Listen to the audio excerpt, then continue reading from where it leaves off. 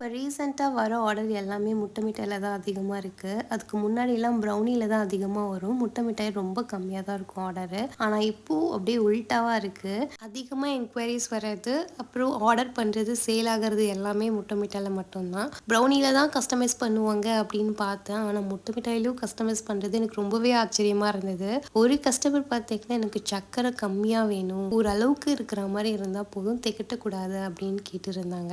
இன்னொரு கஸ்டமர் கேட்டது இன்னும் அதை விட ஆச்சரியமா இருந்தது. எனக்கு டாப் லேயர்ல ஒரு செம்ம டார்க்கா ப்ரௌன் கலர்ல வந்திருக்கணும். எனக்கு அப்படி இருந்தா ரொம்ப பிடிக்கும். எங்க வீட்ல நாங்க அடிச்சுட்டு சண்டை போட்டு சாப்பிடுவோம் அப்படிலாம் சொல்லியிருந்தாங்க. முட்டை மிட்டாய்க்கு வந்த ரிவ்யூஸ் அண்ட் ஆடியோவை இங்க ஷேர் பண்ணியிருக்கேன். செக் பண்ணி பாருங்க.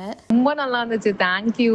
ஒரு மாதிரி வாங்கும்போது கூட நான் வந்து எசிடேட் பண்ணேன். என்னடா எக் ஸ்மெல் வருமோ அந்த மாதிரிலாம். ஏன்னா மெயினே 2 3 முட்டை அப்படி போடுறாங்கல்ல. எனக்கு அவ்வளவா பிடிக்கவே பிடிக்காது எக்கு. பட் ஆனா ரொம்ப நல்லா இருந்துச்சு. ரொம்ப டிஃப்ரெண்டா இருந்துச்சு. ஃபர்ஸ்ட் டைம் சாப்பிடுறேன். இது எப்படி இருக்குன்னே என்னால கெஸ்டே பண்ண முடியல. டைம் என்னமோ ரசகுல்லா டேஸ்ட் வருது. சில டைம் வந்து பால்கோவா டேஸ்ட் வருது. ரொம்ப நல்லா இருந்துச்சு. தேங்க்யூ அக்கா.